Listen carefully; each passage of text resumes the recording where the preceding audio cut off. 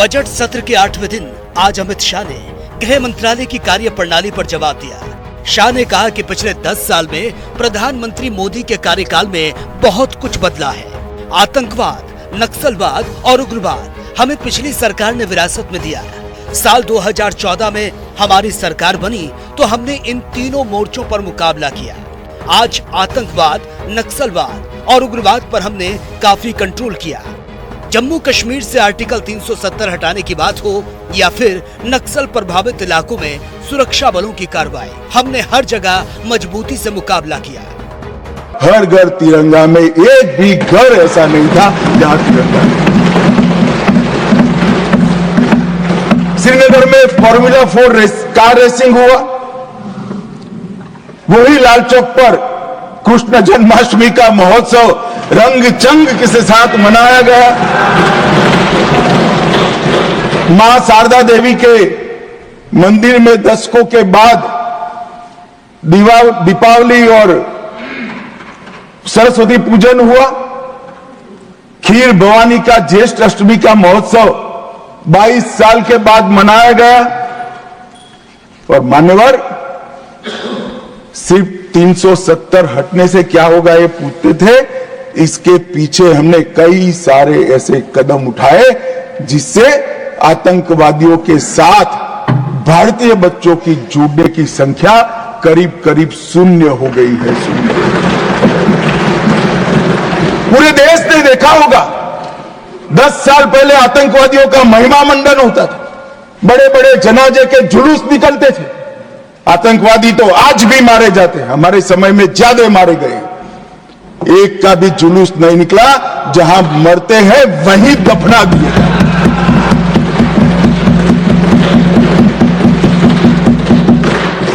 कोई आतंकवादी बन जाता था, उनके परिवारजन बड़े शौक से सरकारी नौकरी करते थे, तंत्र चलाते थे। हमने ढेर सारे आतंकवादियों के रिश्तेदारों को रूथलेसली सरकारी नौकरी से निकालने का काम किया और एक कठोर संदेश। बार काउंसिल में उनके समर्थक बैठे थे, केस नहीं कर सकते थे, हड़तालें हो जाती थी। जो समर्थक बैठे थे वो सभी या तो दिल्ली की जेल में है या श्रीनगर की जेल में है। मान्यवर, आतंकवाद और आतंकवादी दोनों के समर्थकों सरकारी रोजगार, पासपोर्ट देने में और गवर्नमेंट कॉन्ट्रैक्ट के लिए हमने बिल्कुल बैन कर दिया। हिम्मत के साथ किया और आज लोग नहीं जुड़ रहे। और इसका परिणाम क्या हुआ मानिए? ये कहते हैं क्या हुआ 370 से। मैं आज हिसाब देने आया हूं क्या हुआ 370 हटाने के बाद। 6 साल हो गए मान्यवर। 2004 और 14 दोनों के बीच में जो कुल घटनाएं थी टेररिज्म की 7200 से 17 से घटकर 2242 तक। मैं 10 साल की कहता हूं, अंतिम 6 साल की नहीं कह रहा। मृत्यु टोटल जो था उसमें लगभग कुल मृत्यु में 70% की कमी आई। नागरिकों की मृत्यु में 81% और सिक्योरिटी फोर्सेस की मृत्यु में 50% की कमी आई है। मान्यवर, ये बताता है कि आतंकवाद कम हुआ है। 2010 से 14 में हर साल एवरेज ऑर्गेनाइज्ड स्टोन पेल्टिंग, पथराव 2654 के एवरेज से हुए। 24 में एक भी करने की किसी की हिम्मत नहीं। ऑर्गेनाइज्ड हड़ताल 132 हुई, आज किसी की हिम्मत नहीं है, एक भी हड़ताल नहीं होती। स्टोन पेल्टिंग में नागरिकों की मृत्यु 112 और जख्मी 6000 हुए थे। अब स्टोन पेल्टिंग ही नहीं है तो मृत्यु या जख्मी होने का सवाल ही नहीं। जम्मू कश्मीर में विपक्ष के 33 साल के शासनकाल और वर्तमान की स्थिति में हुए बदलाव से तुलना करते हुए गृह मंत्री अमित शाह ने कहा कि वहां सिनेमा हॉल ही नहीं खुलते थे। G20 की मीटिंग में दुनिया भर के राजनयिक वहां गए। लाल चौक पर तिरंगा फहराने के लिए हम सब भी गए थे। पठानकोट के नाका परमिट को हमने खत्म किया। पीएम मोदी के आने के बाद पुलवामा में अटैक हुआ। इसके बाद भारत ने क्या किया? बालाकोट में घुसकर हमला किया। आतंकवाद, नक्सलवाद देश के लिए नासूर बन गया था। उरी पुलवामा अटैक के बाद एयर स्ट्राइक कर भारत को इजराइल अमेरिका वाली लिस्ट में ला दिया। हमने इन देशों की तरह बड़ा एक्शन लिया, बड़ी कार्रवाई की। ध्यान से सभी सदस्य सुने, ऐसा मेरा विनंती।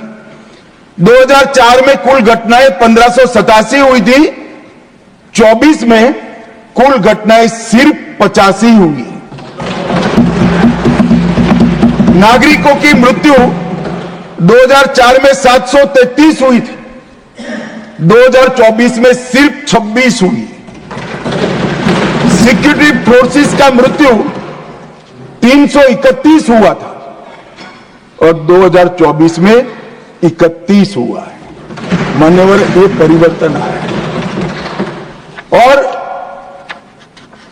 कश्मीर के विकास के लिए भी जब शांति होती है, सुरक्षा होती है, लोकतंत्र बहाल होता है तो विकास अपने आप होता है। मगर कई सालों से कश्मीर की तिजोरी खाली थी। नरेंद्र मोदी जी ने 2015 में 80,000 करोड़ की 63 परियोजनाओं को जम्मू कश्मीर लद्दाख के लिए अप्रूव किया। और मान्यवर, मैं बताने आया हूं, मेरे खर्च का हिसाब कुछ लोग पूछ रहे थे। अरे भाई, थोड़ा कम हुआ होगा, हमने तो रखने का हिम्मत तो किया। आपके समय में तो खर्च का प्रोविजन भी नहीं कर सकते क्योंकि ऐसी स्थिति ही नहीं। मगर ऐसा नहीं है, खर्च नहीं हुआ है। 80,000 करोड़ में से 51,000 करोड़ का खर्च मान्यवर समाप्त हो चुका है और 63 में से 53 परियोजनाएं पूरी तरह से क्रियान्वित हैं।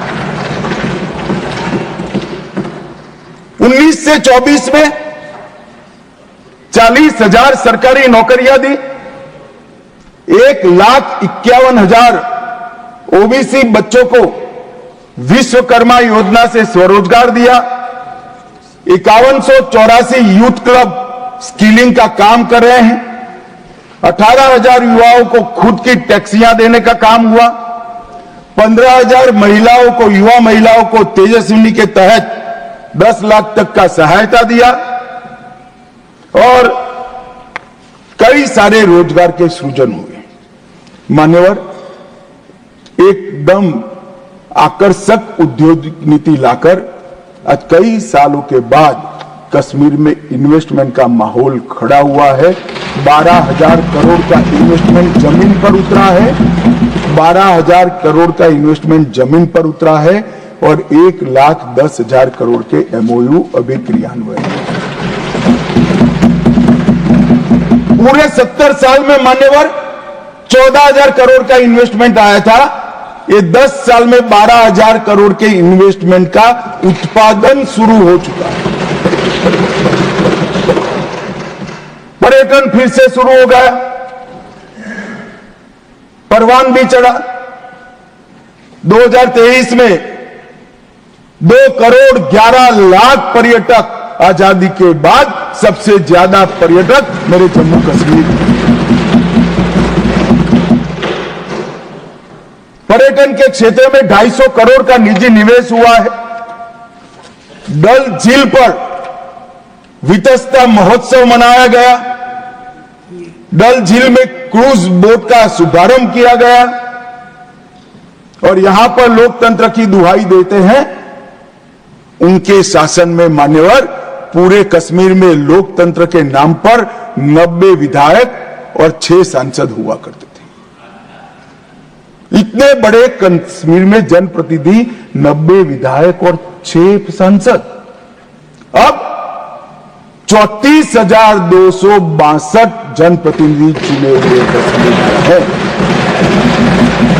ग्राम पंचायत भी है, तहसील पंचायत भी है, जिला पंचायत भी है, म्यूनिसिपैलिटी है, म्यूनिसिपल कॉर्पोरेशन भी है, विधानसभा भी है और संसद सदस्य भी है।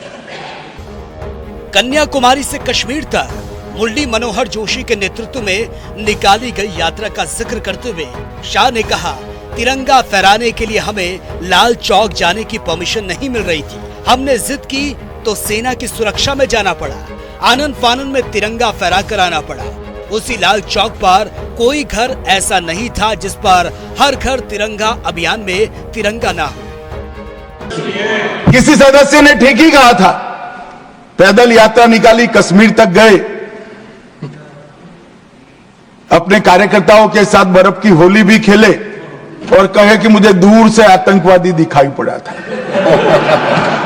अरे भाई, नजर में ही आतंकवादी है तो आपको सपने में भी आएगा और कश्मीर में भी। हम तो दिखाई देते ही सीधा दो आंखों के बीच में गोली मारते हैं, मान्यवर, दो आंखों। हमारी सरकार ना आतंकवाद को सह सकती है, ना आतंकवादियों को सह सकती है। कोई जगह नहीं है देश में अब देश के नागरिकों के साथ खून की होली खेलने वाले। मान्यवर, दूसरी समस्या थी वामपंथी उग्रवाद। वामपंथी उग्रवाद अभी अभी किसी ने भाषण किया कि राजनीतिक समस्या है। अब मुझे तो इस सोच पर ही दया आती है। विकास की दृष्टि से पिछड़े हुए कई जिले हैं, कई तहसीलें हैं। सबको मालूम है लंबे कालखंड के बाद हम आजाद हुए। कोई भी सरकार हो, भले कांग्रेस की ही थी, मगर कोई 5-25 साल में सब जगह विकास नहीं पहुंचा सकते। हम पहुंचा रहे हैं अब सब जगह, मगर छूट गया होगा कोई बात। तो इसका मतलब ये नहीं कि हम देश की व्यवस्था को ही न माने, संविधान को ही न माने और सरकार लाचार बनकर देखती रहे। हजारों लोग बलि चढ़े। हिम्मत देखे साहब, पशुपतिनाथ से तिरुपति तक का लाल कॉरिडोर, 12 राज्य, कई जिले, कई तहसीलें, कई थाने कब्जे कर दिए। पूरी व्यवस्था समाप्त कर, पैरेलल करेंसी चलाई, पैरेलल स्टैंप पेपर चलाए, सरकारें बनाई, कोई बोलने वाला नहीं। मैं सबसे पहले एक बात इस सदन में जिम्मेदारी के साथ बताना चाहता हूं, 21 मार्च 2026 को इस देश से नक्सलवाद समाप्त। और मैं जो बोल रहा हूं इसके पीछे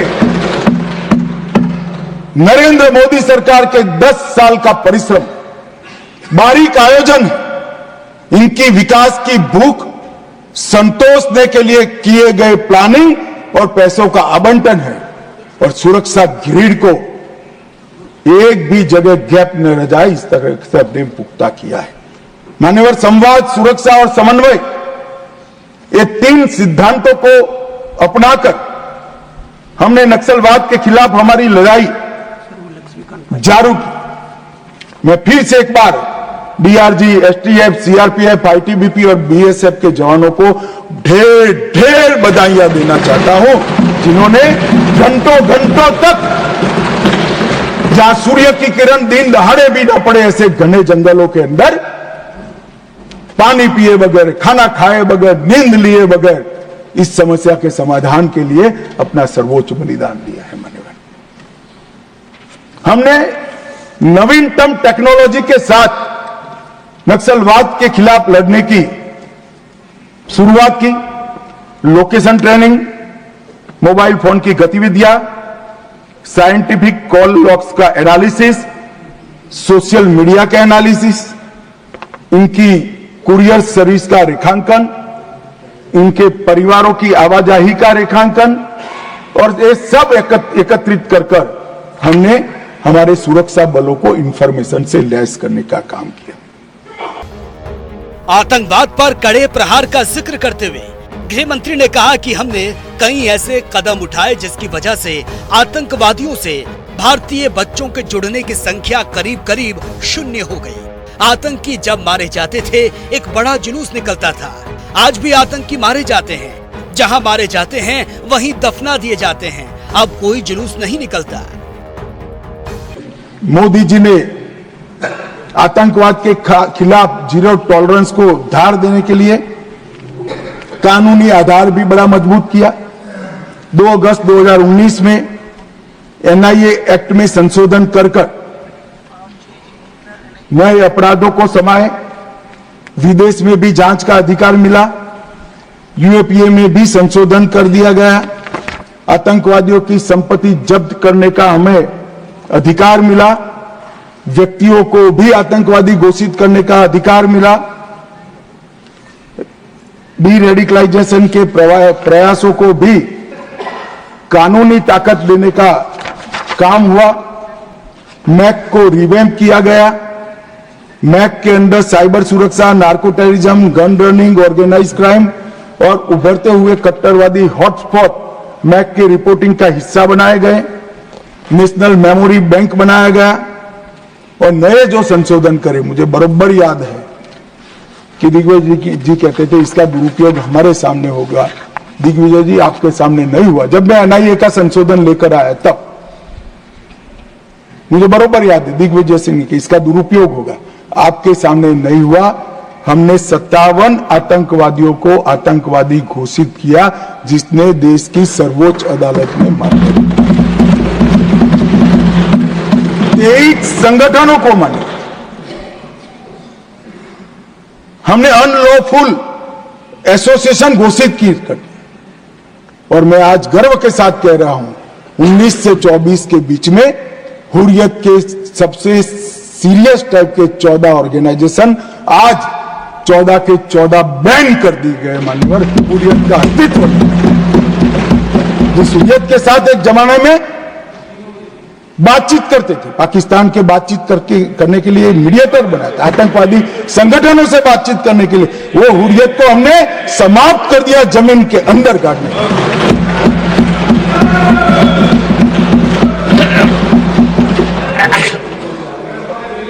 मान्यवर, पीएफआई पूरा सदन जानता है, यहां बैठे या वहां बैठे, सब मानते कि पीएफआई आने वाले दिनों में देश के लिए बड़ा खतरा था। मगर जो खतरों को दूर से नहीं देखते वो देश को खतरों से नहीं बचा सकते। मुक्त दर्शक बनकर, मुक्त प्रेक्षक बनकर खतरों को देख नहीं रहे। जिनके हाथ में शासन की कमान होती है, इनकी जिम्मेदारी होती है खतरों को दूर से देखकर उसको उगने से पहले, उठने से पहले समाप्त कर देना। हमने पीएफआई पर बैन लगाया, एक साथ देश के 24 राज्यों में रेड डालकर पीएफआई के एक एक बंदे को उठाकर जेल की सलाख होते हैं। आतंकियों के परिजनों पर कार्रवाई के बारे में अमित शाह ने कहा। सदन में उन्होंने बताया कि घर का कोई आतंकी बन जाता था और परिवार के लोग आराम से सरकारी नौकरी करते थे।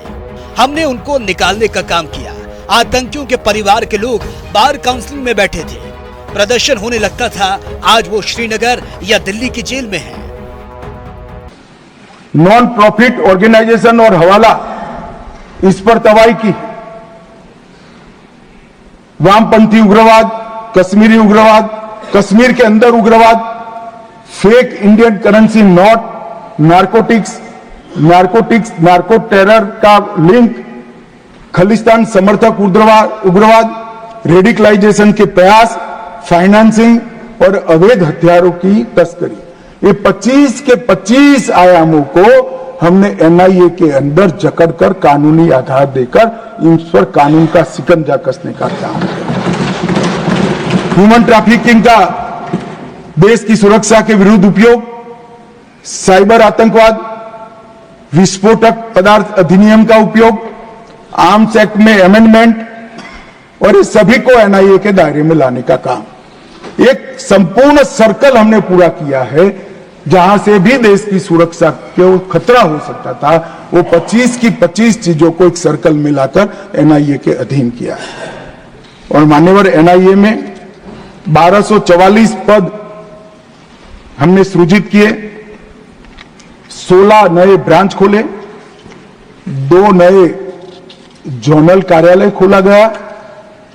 इसके साथ साथ एनआईए के परफॉर्मेंस पर कुछ लोग बोल रहे थे, आज बैठे नहीं है, वॉकआउट कर गए। 652 मामले हुए। जब यूएपीए लगता है तक एक ट्रिब्यूनल भी होती है और सुप्रीम कोर्ट तक केस जाता है कि यूएपीए लगाया वो ठीक है या नहीं है।